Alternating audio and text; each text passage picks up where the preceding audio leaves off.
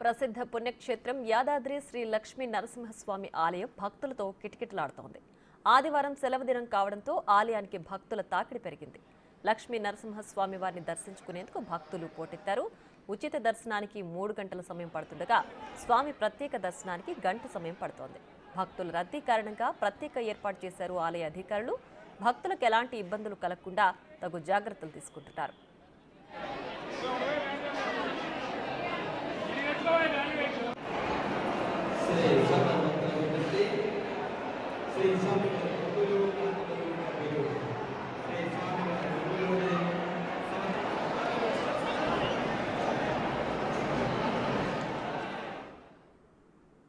భద్రాద్రి కొత్తగూడెం జిల్లాలోని పలు ప్రాంతాల్లో భారీ వర్షం కురిసింది. అశ్వారావుపేట నియోజకవర్గం అంతటా తెల్లవారుజాము నుంచి ఏకదాటిగా వర్షం కురుస్తోంది.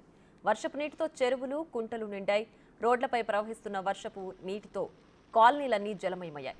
తెల్లవారుజామున కురిసిన వర్షానికి దమ్మపేట మండలం మందలపల్లి కాలనీ అంతా నీట మునిగింది. బయటకొచ్చేందుకు అవకాశం లేకపోవడంతో స్థానికులు ఇబ్బంది పడుతున్నారు.